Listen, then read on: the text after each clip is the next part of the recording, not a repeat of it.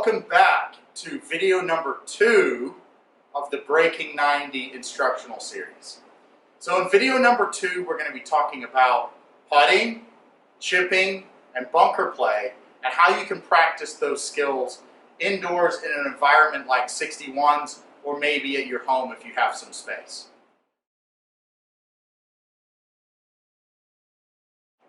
So what are we trying to do with putting to putt better? And specifically in maybe breaking 90. So Joe and I had a little conversation about this when he's on the golf course, and you know what troubles he may run into with regards to putting. And from my personal experience, it's really minimizing the 3 putts. So what is a more important variable or factor in minimizing those 3 putts? Is it the direction that you're hitting the ball, or is it the distance control? Now, I really think it's a little bit of both, but really to get the ball within a manageable distance for a easier second putt, it's about distance control. But before we talk about distance control, we first need to talk about how solidly we're hitting the ball on the putter face. So if you simply put rubber bands around the putter, this is a great way to practice center strikes.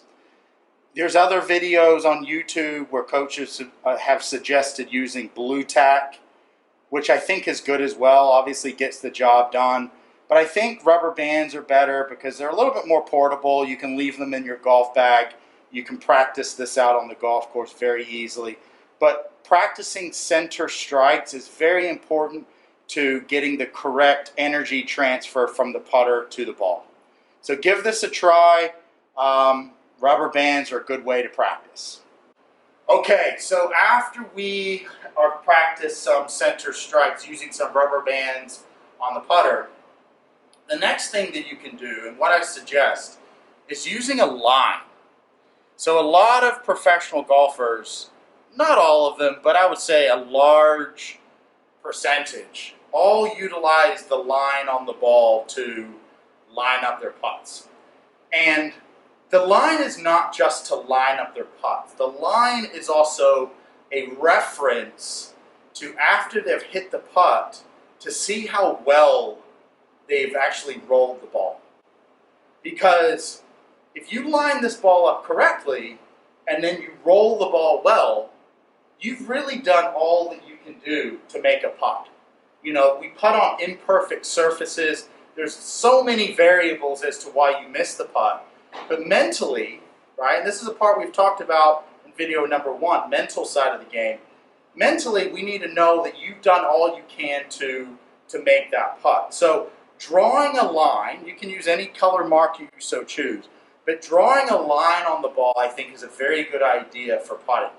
So now we're actually going to get Joe to hit a couple putts, okay? And we've set up about 8 feet here. This is an 8-foot putt. So I'm going to line this up for Joe. All right, do my best to get this in the center of the hole. Okay, but what Joe is practicing now is making sure that he rolls that line very squarely down the line. So go ahead and hit a putt, Joe. See if we can get that ball to tumble. Excellent.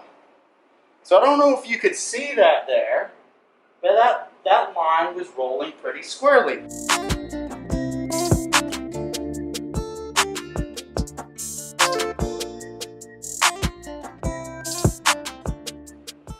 So after we've practiced hitting the ball solidly and learning how to roll the ball effectively on a line, now we need to come up with some sort of drill to develop some feel when we're on the golf course. Now, this isn't so much as a drill as to more of a routine that you can do when you're out there playing on the golf course, and a mindset to have you very quickly be able to gauge distance, right? More tapping into your athleticism and your feel, your natural feel that you have, and maybe apply it to other sports. So this is the best drill that I was ever introduced to. I find very effective to being able to judge distance control when we're out there playing.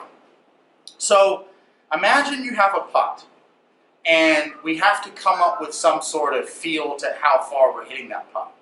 Now, I'm just going to pretend that I'm throwing a ball first, something that's athletically very natural.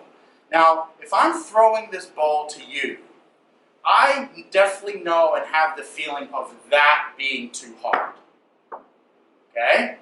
Then I have the feel of, if I'm throwing this ball to you, of this being too soft. So now I've established some sort of feel within my body of too hard and too soft. Now I know, and I have a better sense of maybe that is a good feel, right? So then I just repeat that same feeling.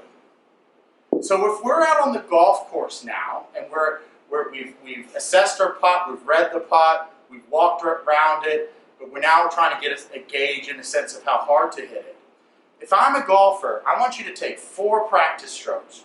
You're going to take one that's too hard, one that's definitely too soft, you know the feel is too soft, and then you're going to have the 3rd and 4th one be in the middle of those first 2, and just kind of your judge and your guess on how hard you should hit that putt.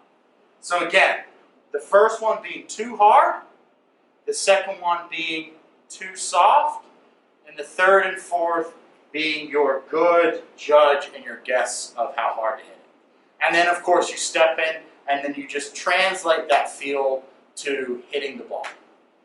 So give that a try for distance control. I know it's going to work.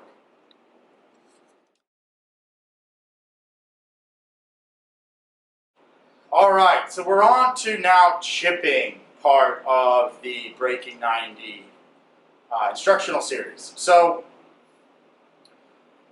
you know, everybody has a favorite club that they like to use, and I really think that, you know, when we're trying to remain confident and, you know, reach a target score, whether it be 100 or 90 or 80, whatever it may be for you specifically, we need to use clubs that make us feel confident.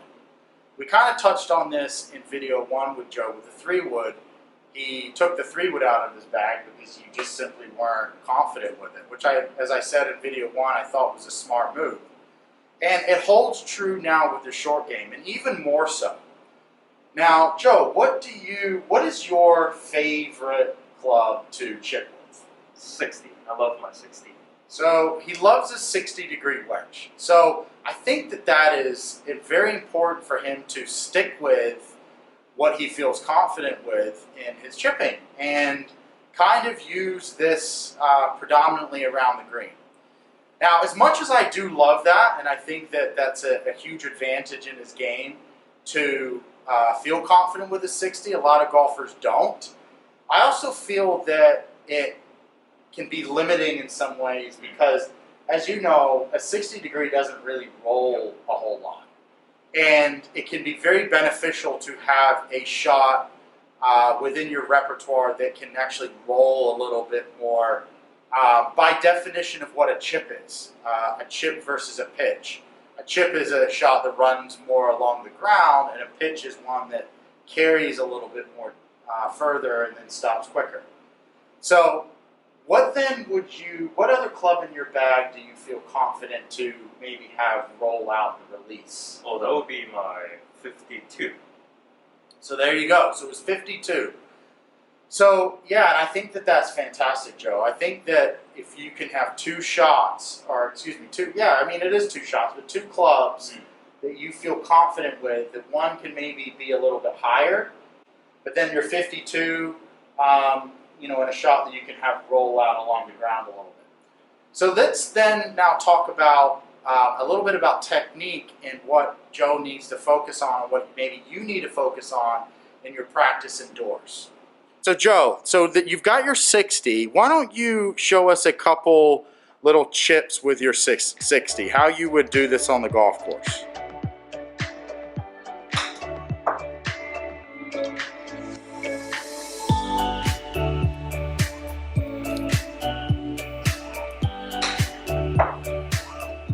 Okay, so how far would those go? Well, the two that I just hit would be around like 25, 30 yards. Yeah, so that's not really a chip. That's more of a pitch for sure. So I'm talking about like, you know, 10 yards in front of you. What would be a chipping emotion that you would make? We just need to carry. So maybe like you're carrying this over, the fringe is right in front of you. You've got to just carry this over that So let's ball. say the fringe is around here.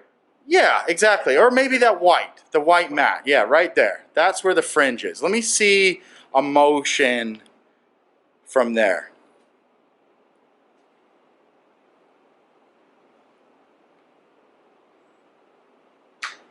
Excellent. Go ahead and hit it again.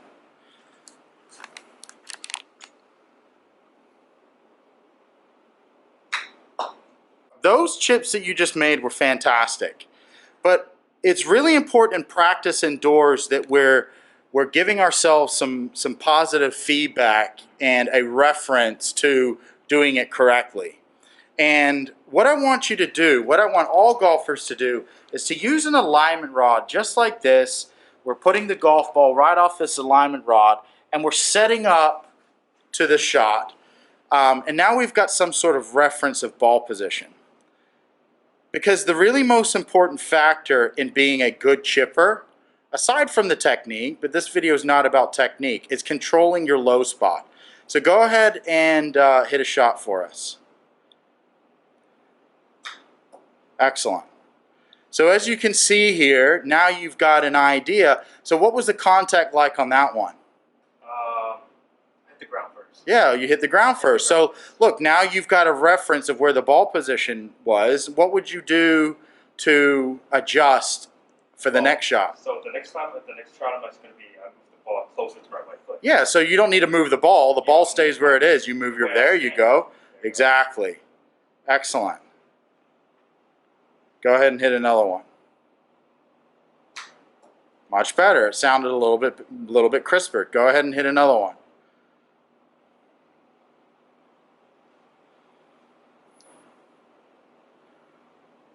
Excellent. That was perfect.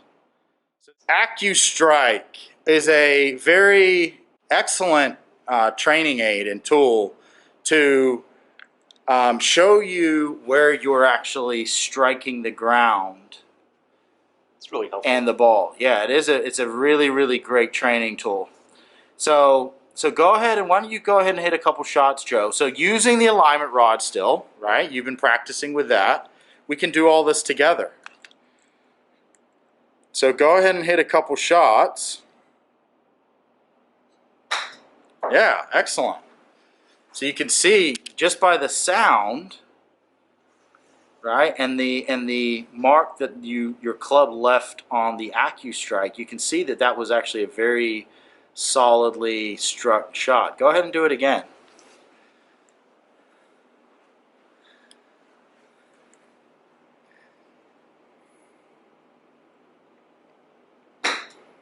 Okay, so that one wasn't as good. Yeah, it wasn't as good. Right, and you can see that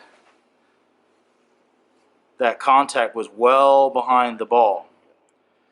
So this is a really great training tool, but if you don't have an AccuStrike and you don't want to buy one, there's actually also something else you can do with a everyday tool that you have at home. This is just one of my wife's raggedy old dish towels. I'm sure all of us can probably find one of these at home. And this is one of the best drills that I know for ball striking for your full swing, but really for chipping and short game. So if you just fold this towel up, place this on the ground, like so. Right? Put a golf ball there in front. Now this dish towel somewhat serves the purpose of the AccuStrike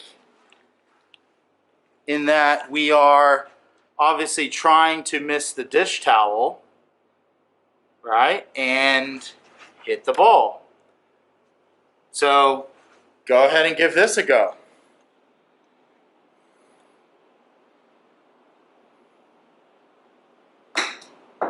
Excellent.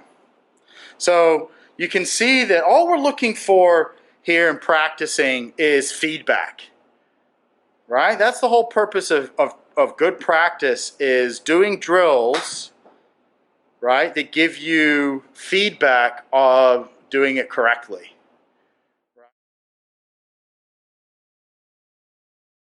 All right, so we're on to now bunker play. So what's this, coach? I'm glad you asked, Joe. So this is our bunker. This is our simulated bunker. Now, it's not perfect. It's certainly not a bunker. But actually, if you can set this up, it very closely to a degree simulates, I think, some sort of feel. But I think really more importantly, it creates a good mindset and encourages you to make the swing necessary to be an effective bunker player. Now, again, this is breaking 90, right? We're not, trying to be 10 out of 10 sand saves here. I think in breaking 90, it's really important just to be able to get the golf ball out of the bunker in one shot, right? Because as we detailed in video 1, right, with regards to the scoring strategy, we're really looking to bogey, what was it?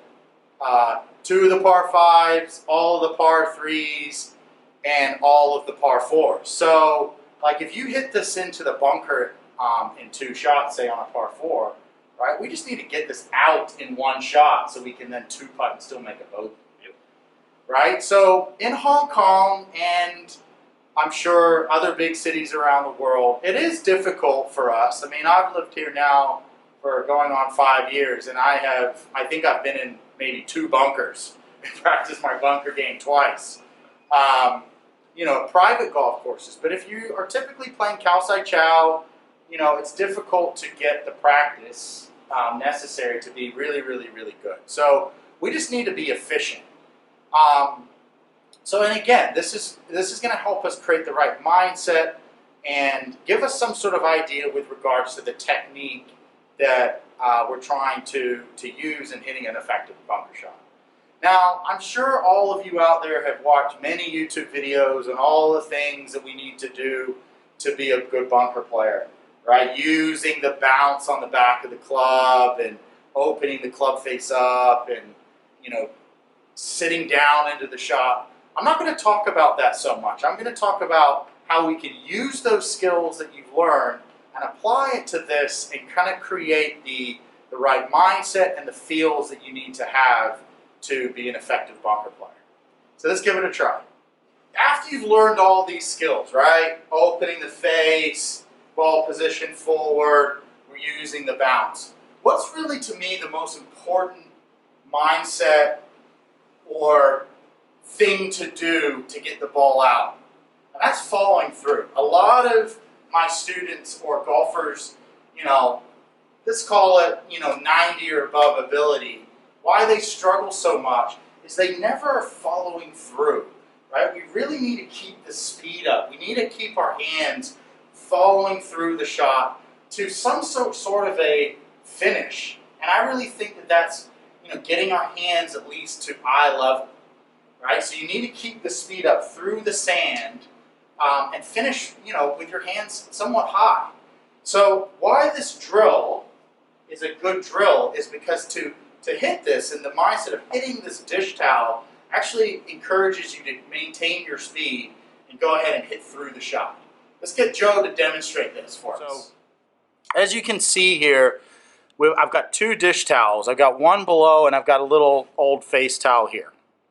So this little kind of purple face towel is going to somewhat represent the sand. I'm sure you've heard pros talking about we want to take a small little maybe dollar bill size amount of sand out around the ball. So what I want you to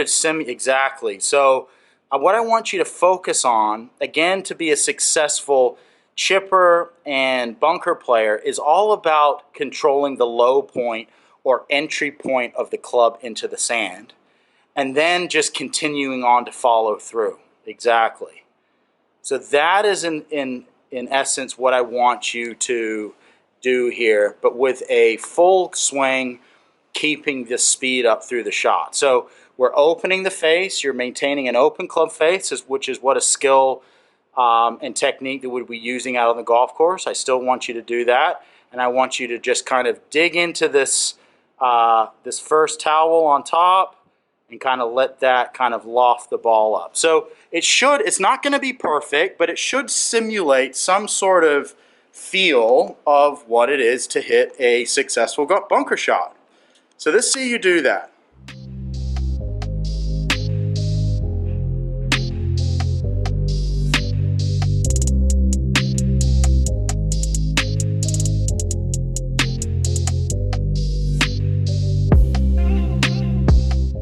Wow, that was excellent, man.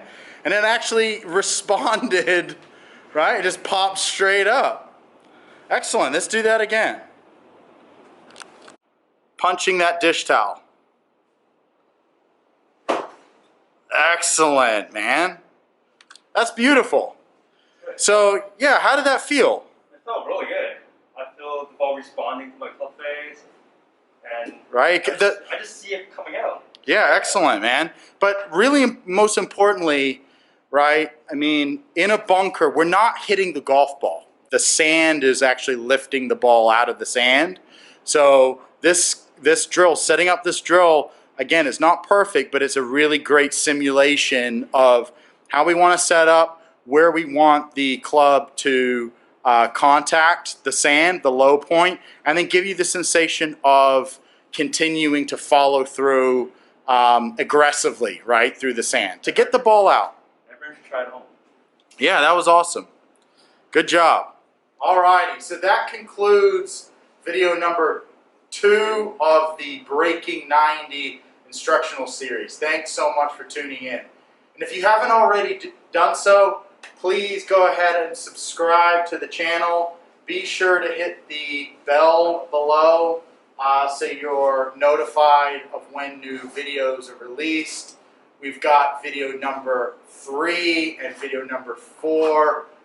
Video 4, we're going to be taking Joe out onto the golf course, so wouldn't want you to miss all that exciting action. Right? We're going to see if he can break 90 after these new acquired skills. So go ahead and give these skills and drills a try. I know they're going to be really beneficial to your game. So we look forward to seeing you soon.